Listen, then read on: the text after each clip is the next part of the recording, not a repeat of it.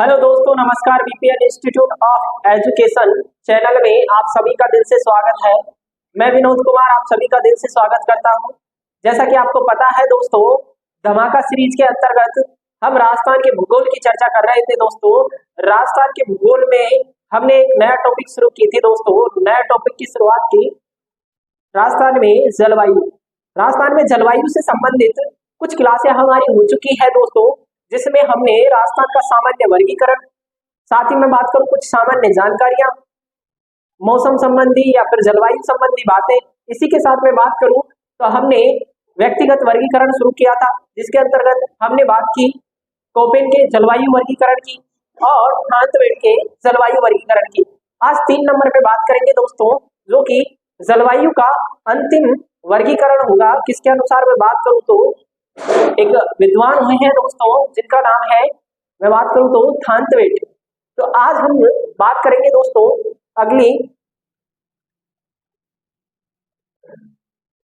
आज हमारी बातें होंगी दोस्तों व्यक्तिगत वर्गीकरण के अंतर्गत। किसके अंतर्गत?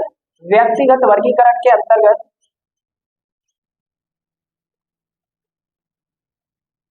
व्यक्तिगत वर्गीकरण में हम बात करेंगे आज दोस्तों 3 नंबर पे। किसकी बात करेंगे? 3 नंबर पे बात करेंगे दोस्तों थानतवेड की। थानतवेड की जो थानतवेड था दोस्तों, इसने अपना जलवायु वर्गीकरण प्रस्तुत किया था। उसमें कुछ महत्वपूर्ण बातें कही दोस्तों, और साथ ही मैं बात करूं तो जलवायु वर्गीकरण में जो जलवायु वर्गीकरण प्रस्तुत किया, उसमें इसने आधार माने किसको? मैं बात करूं तो वर्षा है, तापमान है, वाष्पीकरण है और वनस्पति है। इन सभी को आधार कौन मानता है? थानतवेड मानता है। तो पहली बात तो कोपेन अपना जलवायु वर्गीकरण कब प्रस्तुत करता है? मैं बात करूं तो 1933 में ये अपना जलवायु वर्गीकरण प्रस्तुत करता है। किसको आधार मानता है 1933 में? अगर मैं आधार की बात करूं दोस्तों, किसकी? आधार की, तो इसने 1933 में जो आधार माना, वो माना दोस्तों वाष्पीकरण, सॉरी, वर्षण व तापमान को। किसको माना दोस्तों? वर्षण व तापमान को। और इन्हीं के आधार पर अपना क्या दे दिया? जलवायु वर्गीकरण प्रस्तुत कर दिया दोस्तों। किसने? थानतवेड। आगे मैं बात करूं दोस्तों इसी में, तो थानतवेड ने क्या किया? अपने जलवायु वर्गीकरण में फिर से संशोधन किया कुछ वर्षों बाद। मैं बात करूं संशोधन कब करता है तो 1948 में संशोधन करके फिर से अपना जलवायु वर्गीकरण देता है। और इस बार दोस्तों वो क्या करता है? ये अपने जलवायु वर्गीकरण में एक नई चीज और जोड़ देता है दोस्तों। बात करूं किसकी? तो वाष्पीकरण। और इस बार वाष्पीकरण के आधार पर ये क्या करता है? अपना जलवायु वर्गीकरण क्या कर देता है दोस्तों? प्रस्तुत कर देता है। थानतवेड ने अपने जलवायु वर्गीकरण में मुख्य रूप से मैं बात करूं तो शुरुआत में वर्षा को आधार मान के 5 मंडलों की चर्चा की दोस्तों। इसमें कितने मंडल? 5 मंडल कह दे या समूह कह दे। और उन 5 मंडलों की अगर मैं बात करूं दोस्तों, तो इसने 5 मंडल बताए। और वही जैसे कि मैंने बात की आपसे कि कोपेन ने अपने जलवायु वर्गीकरण में किसको आधार, जो मैं बोलूं संकेत के रूप में किससे दर्शाया? अंग्रेजी के वर्णों से, अंग्रेजी के जो अक्षर हैं उनसे। तो अंग्रेजी के अक्षरों के माध्यम से ही कौन दर्शाता है? थानतवेड भी दर्शाता है। और अपने जलवायु वर्गीकरण में कुल 5 क्या बताता है? जलवायु मंडल बताता है, जिसमें मैं बात करूं ए, और ए को ये नाम देता है दोस्तों अति आर्द्र जलवायु। क्या कहता है? अति आर्द्र जलवायु। 2 नंबर पे अगर बात करूं दोस्तों, तो 2 नंबर पे ये बात करता है द्वीप प्रदेश की, और द्वीप प्रदेश को दर्शाता है दोस्तों ये आर्द्र जलवायु। किससे दर्शाता है दोस्तों? आर्द्र जलवायु से। इसी के बाद मैं बात करूं दोस्तों 3 नंबर पे ये अपने वर्गीकरण में प्रयोग करता है C1 अक्षर का, और C अक्षर से दर्शाता है दोस्तों उपाद्र प्रदेशों को। किसको दर्शाता है दोस्तों? उपाद्र, या मैं कहूं उपोष्ण प्रदेशों को। उपोष्ण कटिबंधीय प्रदेशों को क्या करता है? इसी से दर्शाता है। 4 नंबर पे बात करो दोस्तों, तो ये 4 नंबर पे डी का प्रयोग करता है और डी के प्रयोग के साथ ये डी से दर्शाता है दोस्तों अर्ध शुष्क प्रदेशों को। किसको दर्शाता है? अर्ध शुष्क प्रदेशों की जलवायु होती है उन्हीं की चर्चा करता है। और 5 नंबर पे अंतिम रूप से अपने जलवायु मंडल में किसकी चर्चा करता है दोस्तों? तो 5 नंबर पे ई अक्षर की बात करता है और इससे दर्शाता है दोस्तों ये शुष्क कटिबंधीय क्षेत्रों को। किसको दर्शाता है दोस्तों? कटिबंधीय क्षेत्रों को। इसी प्रकार से जो थानतवेट है वो अपने 1933 के जलवायु वर्गीकरण में वर्षण और तापमान को आधार मान के कितने जलवायु मंडल बता देता है? 5। कितने बताता है दोस्तों? 5। यहां तक की बात समझ में आई तो आगे बढ़ते हैं दोस्तों, इसे नोट डाउन करें ताकि आगे की चर्चा करें दोस्तों।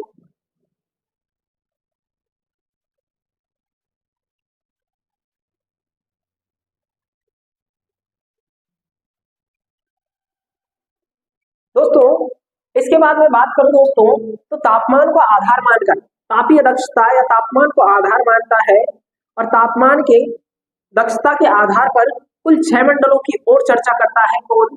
तो थानतवेट, जो कि इन्हीं के साथ जुड़े हुए हैं। मैं बात करूं उन 6 मंडलों की तो 6 मंडल कौन कौन से हैं? 1 नंबर से हम चर्चा करें तो ये बात करता है A dash, B dash, C dash, E dash और ई डैश, एफ डैश। कुल मिला के इन अक्षरों का प्रयोग करता है और साथ में क्या लगाता है? के डैश का सिंबल के द्वारा इनको दर्शाता है। बात करूं इसी के आधार पे इनको नामकरण भी दिया दोस्तों और इनका नामकरण कर देता है। मैं बात करूं ए के माध्यम से दर्शाता है दोस्तों उष्ण कटिबंधीय क्षेत्रों, उष्ण कटिबंधीय जलवायु। क्या कहता है? उष्ण कटिबंधीय जलवायु। बी की बात करूं तो बी से दर्शाता है दोस्तों मध्य तापीय जलवायु, मध्य तापीय जलवायु। बात करें सी की तो दोस्तों सी के माध्यम से दर्शाता है ये सूक्ष्म तापीय जलवायु को। किसको दर्शाता है दोस्तों? सूक्ष्म तापीय जलवायु, सूक्ष्म तापीय जलवायु की बात करता है कौन दोस्तों? बात करूं तो थानतवेट। इसके बाद बात करूं दोस्तों डी की तो डी से दर्शाता है दोस्तों ये टुंड्रा जलवायु को। किसको दर्शाता है दोस्तों? मैं बात करूं टैगा जलवायु। किसको दर्शाता है? टैगा प्रकार की जलवायु की बात करता है कौन? बात करें तो थानतवेट। इसी के साथ दोस्तों ई प्रदेश से दर्शाता है दोस्तों टुंड्रा जलवायु, टुंड्रा जलवायु को किससे दर्शाता है दोस्तों? बात करें तो ई डैश के माध्यम से। और अंतिम रूप से मैं बात करूं दोस्तों अंतिम जो जलवायु प्रदेश है एफ के माध्यम से, और एफ के माध्यम से दर्शाता है दोस्तों और कहता है कि ये जो जलवायु है ये कैसी होगी? हिमतुल्य होगी। कैसी होगी? हिमतुल्य या हिम आच्छादित। हिमतुल्य जलवायु की बात करता है दोस्तों एफ के माध्यम से। किसकी बात करता है दोस्तों? हिम आच्छादित या फिर हिमतुल्य। तो शब्द यूज करेंगे दोस्तों यहाँ पे हिम आच्छादित, हिमाच्छादित जलवायु। इस प्रकार से कोपेन अपना जलवायु वर्गीकरण प्रस्तुत करता है और किन किन अक्षरों को आधार मानता है या संकेत के रूप में प्रयोग करता है उन सभी की चर्चा आपके सामने मैंने कर दी। ये सारे जो अक्षर हैं ये कैसे हैं दोस्तों? बड़े अक्षर हैं। राजस्थान की जलवायु को लेकर थानतवेट 2 छोटे अक्षरों का भी प्रयोग करता है दोस्तों। उन 2 छोटे अक्षरों को भी जान लेते हैं साथ ही में। मैं बात करूं एक तो वो यूज करता है छोटा डब्लू और एक यूज करता है दोस्तों छोटा डी। छोटा डब्लू की अगर बात करूं दोस्तों तो छोटा डब्लू का मतलब है, यहां लिख रहा हूं दोस्तों, 2 छोटे अक्षर यूज करता है। एक छोटा डब्लू जिसमें बात करता है कि शीत ऋतु क्या होगी? शुष्क होगी। क्या कहता है? शीत ऋतु क्या होगी? शुष्क होगी। शीत ऋतु कैसी होगी दोस्तों? शुष्क होगी। और एक बात करता है दोस्तों डी की, मैंने कहा कि एक छोटा डी और उपयोग करता है और इसी के लिए कहता है कि यहाँ पे क्या होगा? वर्ष भर क्या होगी? वर्षा होगी। क्या होगी? वर्ष भर वर्षा।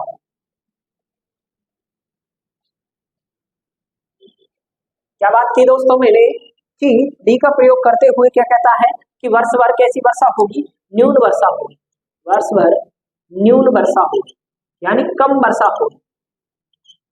और इसी के माध्यम से इनको सारे के सारे राजस्थान की जो जलवायु है उसको बांट देता है। कौन, मैं बात करूं तो थांतवेट। और कुल मिला के इन्हीं अक्षरों को आधार मानते हुए राजस्थान की जो जलवायु है उसके कितने प्रकार बता देता है, 4 प्रकार बता देता है। 4 प्रकारों में राजस्थान की जलवायु को थांतवेट बना देता है। तो आइए उन चारों प्रकारों की चर्चा करते हैं। इसको स्क्रीनशॉट ले ले या फिर इसका क्या कर ले, आप नोट डाउन कर ले, आगे की चर्चा करेंगे।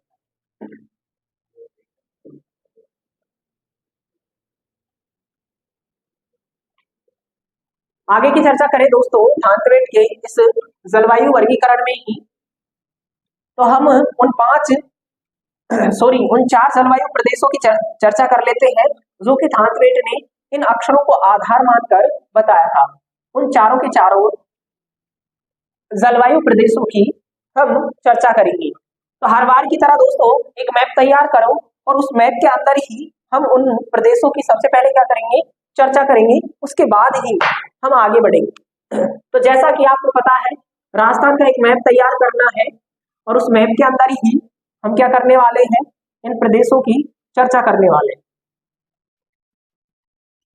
बात करें दोस्तों थांतवेट की, तो थांतवेट ने अपने जलवायु वर्गीकरण में संशोधन भी किया जिसकी चर्चा हम कर चुके। संशोधन करके और वो एक नई चीज जोड़ देता है। क्या जोड़ता है, वर्षा को जोड़ दे, वाष्पीकरण को जोड़ देता है। और वाष्पीकरण को जोड़कर अपनी जलवायु को क्या कर देता है, प्रस्तुत कर देता है। तो बात करें दोस्तों थांतवेट के जलवायु प्रदेशों की, तो सबसे पहले 1 नंबर पे थांतवेट एक जलवायु प्रदेश बताता है दक्षिणी पूर्वी राजस्थान के लिए। उसे नाम देता है दोस्तों AW प्रकार की जलवायु। क्या नाम देता है दोस्तों, AW प्रकार की, CAW प्रकार की जलवायु। क्या नाम देता है दोस्तों, CAW प्रकार की जलवायु। और इसी के माध्यम से जलवायु प्रदेश को दर्शा देता है दोस्तों। इसके बाद दोस्तों एक और प्रदेश बताता है थांतवेट अपनी जलवायु वर्गीकरण में, जिसमें मैं बात करूं तो जैसलमेर, बाड़मेर व कुछ फलोदी का क्षेत्र आ जाता है। इन क्षेत्रों को लेके एक जलवायु प्रदेश बताता है। और एक जलवायु प्रदेश गंगानगर, हनुमानगढ़ और बात करूं नीम का थाना, झुंझुनू, इन क्षेत्रों को लेकर एक जलवायु प्रदेश की और चर्चा करता है। और जो शेष बचा हुआ है 4 नंबर पे एक जलवायु प्रदेश इसको बता देता है। ऐसे कुल मिला के 4 जलवायु प्रदेशों की बात करता है। मैं बात करूं दोस्तों 2 नंबर पे, तो 2 नंबर पे जो जलवायु प्रदेश दर्शाता है वो दर्शाता है दोस्तों EA-D। ई का मतलब हमने क्या बताया दोस्तों। मैं बात करूं एक और चीज आपको बताना भूल गया मैं, कि जो कोपेन का जलवायु वर्गीकरण में है उसमें नामकरण बीच के अक्षर से शुरू होता है। बीच के अक्षर से कैसे, जैसे कि हमने ए के माध्यम से क्या दर्शाया, अति आर्द्र जलवायु। तो पहले बोलेंगे अति आर्द्र जलवायु, उसी के साथ सी से हमने किसको दर्शाया दोस्तों,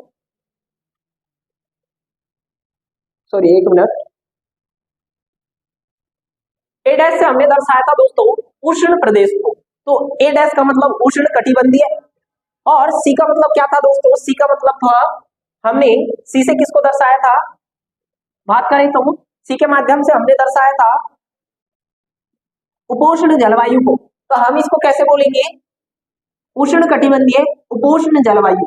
ठीक है, उसी प्रकार से इन सभी का नामकरण किया। तो 2 नंबर पे हमने चर्चा कर ली किसकी, A-D की। 3 नंबर पे हम बात करेंगे दोस्तों, 3 नंबर पे बात करेंगे दोस्तों हम V। 3 नंबर पे बात करेंगे दोस्तों हम D, V डैश, छोटा W। और 4 नंबर पे अगर बात करूं दोस्तों, 4 नंबर पे एक जलवायु प्रदेश और बताता है, बात करूं तो D-A-W। इस प्रकार से कुल मिला के थांतवेट अपने जलवायु वर्गीकरण में 4 क्या बता देता है, जलवायु प्रदेश बता देता है। और उन चारों जलवायु प्रदेशों को हम एक एक को लेंगे और उसकी अब चर्चा शुरू करेंगे। मैप बना के उसमें इन चारों को ऐसे कैसे दर्शा दें ताकि आगे की चर्चा शुरू कर सकें। देखो भाई,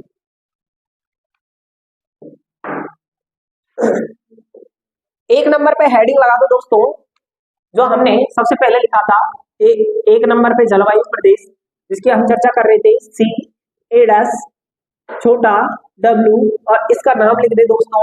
मैं बात करूं इसके नाम की तो उष्ण कटिबंधीय उपाद्र जलवायु। मैंने बात की थी कि बीच के अक्षर से इसकी शुरुआत होगी उष्ण कटिबंधीय। इसका मतलब क्या था? उष्ण कटिबंधीय। सी का मतलब क्या है? उपाद्र। क्या है? उपाद्र कह दो या उपोष्ण कह दो जलवायु। कैसी जलवायु दोस्तों? मैं बात करूं तो दोस्तों मैंने बात की किसकी? एक नंबर पे पहले जलवायु प्रदेश की, जिसे हमने किससे दर्शाया? सी ए डैश डब्ल्यू। और इसका हमने नामकरण किया कौन से अक्षर से? बीच के अक्षर से। सबसे पहले हमने कहा कि उष्ण कटिबंधीय है, किससे दर्शा रहा है इसको? ए से। इसके बाद हमने सी की बात करी, और सी क्या दर्शाता है? उपाद्र जलवायु को। तो इस प्रकार से इसका क्या हो गया? नामकरण। अब आगे बात करें दोस्तों इसके विस्तार की। किसकी बात करें दोस्तों? विस्तार की। विस्तार में आप लिख दे दोस्तों सबसे पहले तो दक्षिणी व दक्षिणी पूर्वी राजस्थान में। दक्षिणी व दक्षिणी पूर्वी राजस्थान में क्या है? ये हमें देखने को मिलता है। जिलों की अगर बात करें दोस्तों, किसकी? जिलों की। कौन कौन से जिलों में इसका विस्तार देखने को मिलता है? तो मैं बात करूं दोस्तों जिलों में, बांसवाड़ा, बांसवाड़ा, डूंगरपुर, प्रतापगढ़, प्रतापगढ़, झालावाड़, झालावाड़। आगे अगर मैं बात करूं दोस्तों वारा, झालावाड़ के बाद बात करूं दोस्तों तो बारा, बारा के बाद बात की जाए दोस्तों चित्तौड़, चित्तौड़, उदयपुर, उदयपुर, सलूम्बर, इसी से बना है दोस्तों नया जिला सलूम्बर, सलूम्बर। सलूम्बर के बाद बात करूं दोस्तों आगे, तो इसी में इसने शामिल किया है दोस्तों कोटा और बूंदी को। किसको शामिल कर रखा है दोस्तों? कोटा और बूंदी को। कोटा, बूंदी व भीलवाड़ा। इन सभी क्षेत्रों में हमें कैसी जलवायु देखने को मिलेगी दोस्तों? उष्ण कटिबंधीय उपाद्र जलवायु देखने को मिलेगी। तो मैंने बात की दोस्तों एक नंबर पे जलवायु प्रदेश की, उष्ण कटिबंधीय जलवायु प्रदेश, और इसमें हमने देखा कि इसकी स्थिति क्या है। साथ ही दोस्तों इसमें एक लाइन और लिखे, यह राजस्थान का सर्वाधिक वर्षा वाला जलवायु प्रदेश है। तो एक लाइन और ऐड कर दे दोस्तों इसमें, राजस्थान में सर्वाधिक जलवायु वर्षा वाला प्रदेश कौन सा है? बात करूं तो मैं उष्ण कटिबंधीय जलवायु प्रदेश है, जो कि राजस्थान में सर्वाधिक वर्षा वाला है। एक नंबर पे लिख दे, यह राजस्थान का सर्वाधिक वर्षा वाला, वर्षा वाला जलवायु प्रदेश है, जलवायु प्रदेश। तो दोस्तों एक नंबर पे हमारी चर्चा हो चुकी है। दो नंबर पे हेडिंग लगा दे दोस्तों दूसरे नंबर के जलवायु प्रदेश की, और उसी की चर्चा करेंगे दोस्तों। दो नंबर पे हेडिंग लगा दे DAW, जो कि सबसे बड़ा जलवायु प्रदेश है थानकवेट के अनुसार। दो नंबर पे हेडिंग लगा दे दोस्तों DAW जलवायु प्रदेश की, जो कि मैंने कहा सबसे बड़ा जलवायु प्रदेश है। किसके अनुसार? थानकवेट के अनुसार। DAW। और इसकी अगर मैं बात करूं दोस्तों इस जलवायु प्रदेश को नाम दिया, वही ए का मतलब क्या है? उष्ण कटिबंधीय। और बात करें तो डी का मतलब क्या देखा हमने? डी का मतलब देखा था दोस्तों अर्ध शुष्क। क्या नाम क्या देखा था दोस्तों? अर्ध शुष्क। तो इसमें लिखेंगे हम उष्ण कटिबंधीय अर्ध शुष्क, अर्ध शुष्क जलवायु। कैसी जलवायु है? उष्ण कटिबंधीय होने के साथ साथ कैसी है, अर्ध शुष्क जलवायु है। इसमें लिखे दोस्तों पहली बात तो अगर मैं बात करूं इसके विस्तार की, किसकी, अच्छा दोस्तों कोष्टक में एक चीज और लिख दे, छोटे डब्लू का मतलब क्या है, ऊपर वाले जो हमने एक नंबर पे चर्चा की थी कौन से जलवायु प्रदेश की, CA-W की, इसमें भी वो लाइन लिखनी है आपको, इसमें भी लिख दें, इसमें कोष्टक में लिख दे दोस्तों शीत ऋतु शुष्क। इसका मतलब क्या था, शीत ऋतु शुष्क। डब्लू का मतलब क्या था दोस्तों, शीत ऋतु कैसी होगी, शुष्क होगी। तो ये चीज आप नोट कर दे इसमें, शीत ऋतु शुष्क। इस जलवायु प्रदेश की ये विशेषता है कि यहाँ पे उष्ण कटिबंधीय जलवायु होने के साथ साथ शीत ऋतु कैसी होगी, शुष्क होगी, यानी कि सर्दियों में वर्षा नहीं होगी। आगे बात करूं दोस्तों, अब बात करें दोस्तों इसके विस्तार की, किसकी बात करें दोस्तों, विस्तार की। तो वही बात आप इसमें लिख दे दोस्तों, पूर्वी व मध्य राजस्थान। इसका विस्तार कहाँ देखने को मिलता है, पूर्वी व मध्य राजस्थान में। बात करें दोस्तों जिलों के अनुसार, किसके अनुसार, जिलों के अनुसार, तो जिलों के अनुसार चर्चा करेंगे। बहुत बड़ा प्रदेश होने के कारण सर्वाधिक जिले इसी में है दोस्तों। तो जहां से हमने अंतिम छोड़ा था वहीं से शुरुआत कर देते हैं, कोटा बूंदी के ऊपर। अगर कोटा बूंदी के ऊपर ही मैं बात करूं, एक जिला पड़ता है सवाई माधोपुर, सवाई माधोपुर। इसके बाद बात करूं तो करौली, करौली के आगे बढ़ोगे दोस्तों तो एक जिला पड़ता है धौलपुर, और करौली सवाई माधोपुर से एक नया जिला बना है दोस्तों गंगापुर सिटी। गंगापुर सिटी के बाद बात करूं दोस्तों आगे में, तो धौलपुर और गंगापुर सिटी से ही जुड़ा हुआ एक जिला है दोस्तों भरतपुर। भरतपुर से एक जिला बना दोस्तों डींग, और भरतपुर से एक जिला जुड़ा हुआ अलवर से एक जिला बना दोस्तों खेरथल तिजारा। दोस्तों अलवर से ही एक जिला और टच करता है दौसा। के बाद बात करूं दोस्तों आगे में,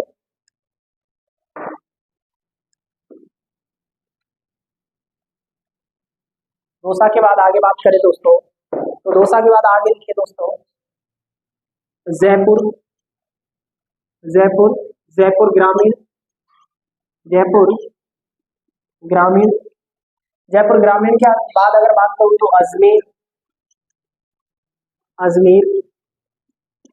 अजमेर के बाद बात करें दोस्तों टोंक, और अजमेर से एक जिला बना दोस्तों केकड़ी के बाद में बात करूं जयपुर से एक जिला बना दोस्तों दूदू, और अजमेर से एक और जिला बना दोस्तों ब्यावर के बाद बात करूं दोस्तों आगे में, तो एक जिला रह गया दोस्तों राजसमंद, एक जिला दोस्तों शाहपुरा। आगे बात करें दोस्तों शाहपुरा के बाद, इसी में आगे बात करूं दोस्तों शाहपुरा के बाद तो इसी में और क्षेत्र आ जाते हैं दोस्तों। आगे मैं बात करूं तो बाड़मेर, आगे बात करूं तो बालोतरा, जोधपुर ग्रामीण,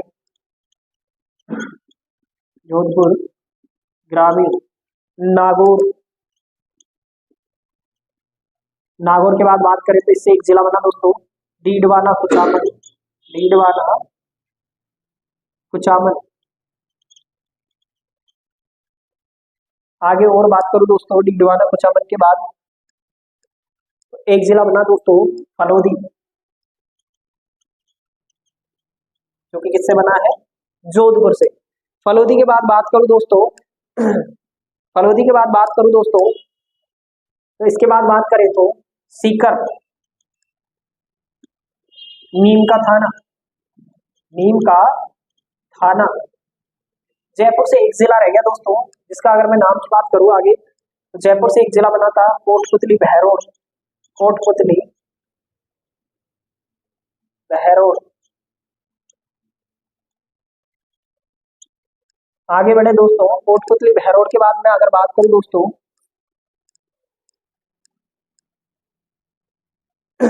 जालोर है, सांचौर है, सिरोही है।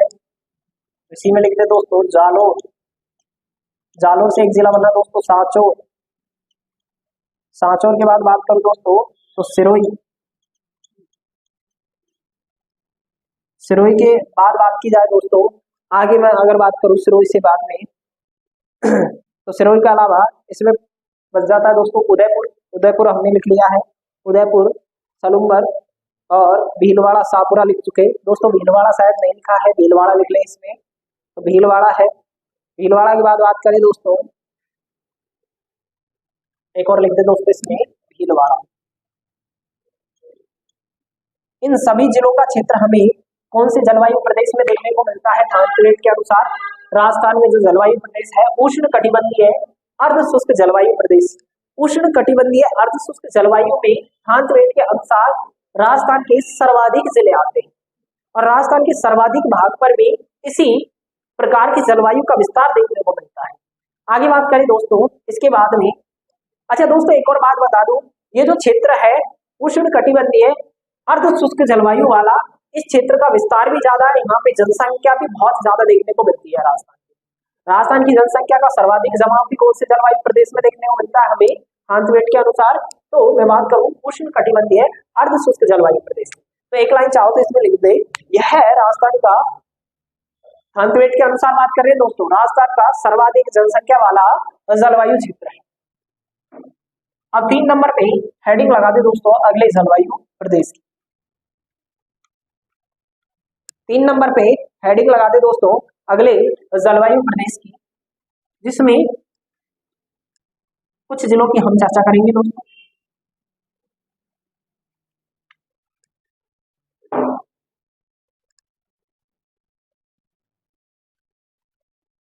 तीन नंबर पे दोस्तों अगले जलवायु प्रदेश की चर्चा करेंगे। 3 नंबर पे बात करेंगे दोस्तों हम डी वी डैश छोटा डब्ल्यू जलवायु प्रदेश। नामकरण की बात करूं दोस्तों, इसका जो नाम है वो दे रखा है मध्य तापीय अर्धशुष्क जलवायु। कैसी जलवायु? मध्य तापीय अर्धशुष्क जलवायु। अर्धशुष्क जलवायु, मध्य तापीय अर्धशुष्क जलवायु। मध्य तापीय अर्धशुष्क जलवायु किससे दर्शाते हैं दोस्तों? डी बी डैश डब्ल्यू से। इस मध्य तापीय जलवायु प्रदेश की अगर बात करूं दोस्तों, इसके विस्तार की सबसे पहले बात करते हैं, तो इसका विस्तार देखने को मिलता है दोस्तों हमें उत्तरी व उत्तरी पूर्वी राजस्थान में। कहाँ देखने मिलेगा दोस्तों? उत्तरी व उत्तरी पूर्वी राजस्थान में। जिलों की अगर बात करें दोस्तों, कौन कौन से जिले इसके अंतर्गत आते हैं, तो जिलों में लिखते दोस्तों गंगानगर है, गंगानगर, हनुमानगढ़, बात करें दोस्तों चूरू के बाद बात करें दोस्तों झुंझुनू के बाद अगर मैं बात करूं दोस्तों, तो एक गंगानगर से नया जिला बना है दोस्तों अनूपगढ़। एक जिला दोस्तों बीकानेर। इन सभी में हमें कौन सी जलवायु देखने को मिलेगी दोस्तों? मध्य तापीय अर्धशुष्क जलवायु देखने को मिल जाएगी, जिसमें हमने चर्चा की दोस्तों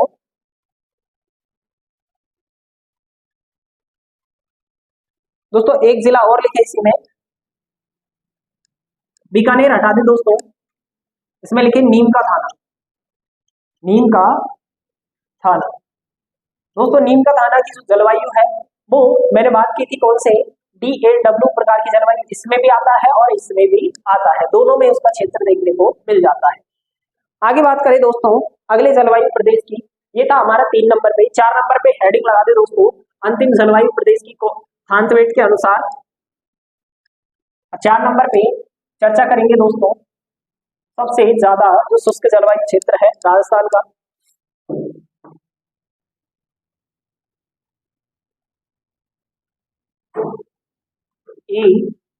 EAD। मरुस्थलीय जलवायु है पहली बात तो कोपेन के अनुसार दोस्तों, कौन सी जलवायु है? मरुस्थलीय। लेकिन हम बात कर रहे हैं किसकी? थारतवेट की। तो इसके अनुसार ये नाम देता है इसको दोस्तों उष्ण कटिबंधीय शुष्क जलवायु, यानी कि यहाँ वर्षा नहीं होती। उष्ण कटिबंधीय शुष्क जलवायु। कैसी जलवायु है? शुष्क जलवायु। दोस्तों मैंने आपको बताया था कि इस डी के माध्यम से, जो कि डी छोटा अक्षर है, इसके माध्यम से हमने एक लाइन दर्शाई थी दोस्तों कि वर्ष भर क्या होगी, यहाँ पे वर्ष भर न्यूनतम वर्षा होगी, कम से कम वर्षा देखने को मिलेगी दोस्तों इस क्षेत्र में। इस कारण से ये जो जलवायु प्रदेश है राजस्थान का सबसे कम वर्षा वाला जलवायु प्रदेश है। तो एक लाइन और लिखे दोस्तों इसी में कि राजस्थान का कैसा जलवायु प्रदेश है? सबसे कम जलवायु वर्षा वाला प्रदेश है। राजस्थान का सबसे कम वर्षा वाला जलवायु प्रदेश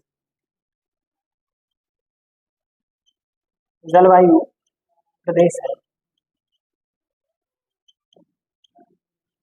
इसके बाद बात करूं दोस्तों इसके विस्तार की, तो विस्तार की भी बात कर लेते हैं दोस्तों। विस्तार की बात करें दोस्तों, इसका विस्तार देखने को मिलता है हमें जैसलमेर। बात करूं जैसलमेर की बात, बाड़मेर के बाद बात करूं दोस्तों बीकानेर, जैसलमेर, बाड़मेर, बीकानेर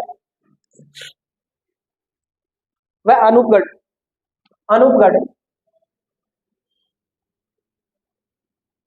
अनूपगढ़ में हमें कौन सी वर्षा देखने को मिलती है? तो उष्ण कटिबंधीय शुष्क जलवायु देखने को हमें मिलती है। दोस्तों इसी के साथ हमारा थानतवेट का जो जलवायु वर्गीकरण है वो समाप्त होता है।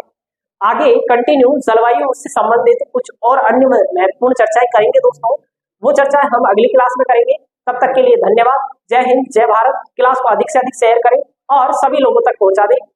धन्यवाद।